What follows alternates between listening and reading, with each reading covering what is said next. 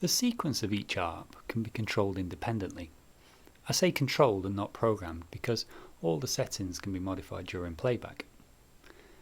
The settings that control the ARP sequence are found on the note buttons. The set button puts the unit into set mode, allowing you to change those settings.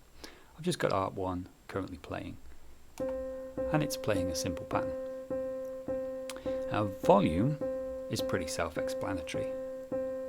We can change the settings either by using the knob control, or if we want fine grain control, we can use the down and up buttons.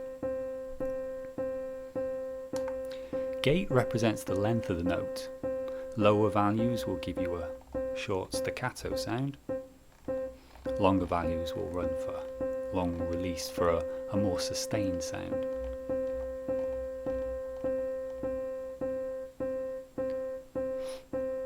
Octave can be used to offset the sequence of the individual ARP in relation to the global octave by 12 semitones.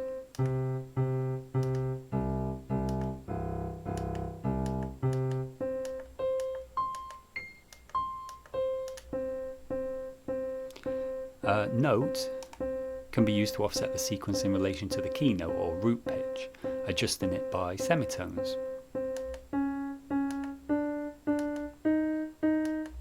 Up to as far as 12, which is a full octave, and down to -12, which is down an octave. And that can enable harmonies or chords when layered with other ARPs playing a similar sequence. Time represents how many notes are played in a single bar. So we could have one in every bar, and obviously the bar length depends on the tempo. A division of 2, division of 4, division of 8, 16 and 32. Above 32, we get into triplets, where a bar is divided by 3.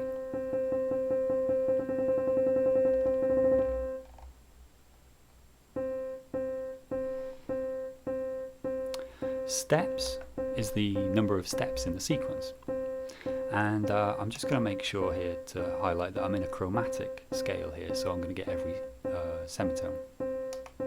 It just makes it easier to see. So a single step, single note, 2 steps and you'll get 2 notes, up to 8 or more. I think the total is 16. Continue to climb.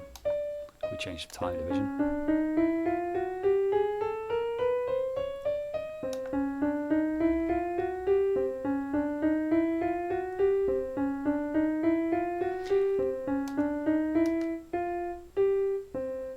Offset adjusts the starting note of the sequence, so not necessarily on the root note.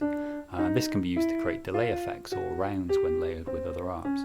If I turn a second ARP on, and set which is doing the same thing, and set the offset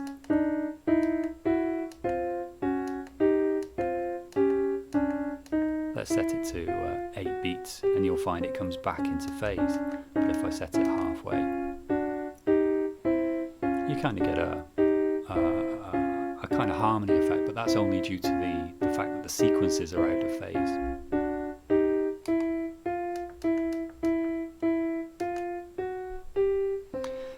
Delay works in a similar way, but instead of offsetting the sequence note, it offsets the timing by individual beats.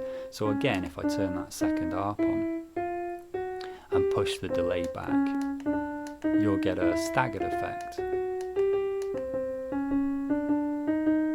So the one ARP is playing on the beat, and the other ARP is playing every offbeat. And obviously you've got complete control over that.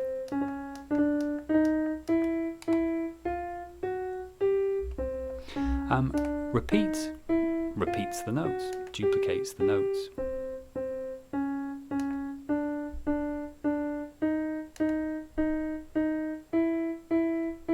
And so on and so forth.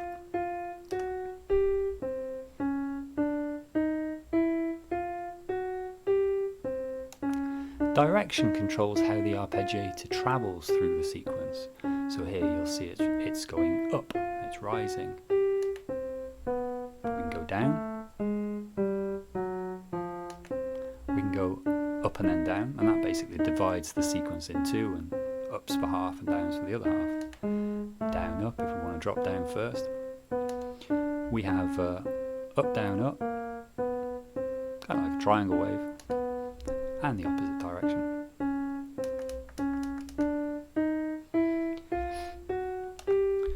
Jump is the number of intervals between each step in the sequence.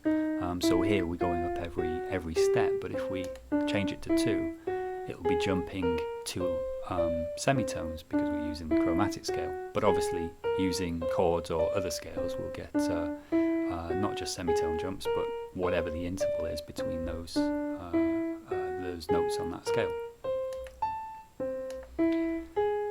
We can go pretty high with jump, but it's quite easy to go outside of the audible range and you won't get any note played.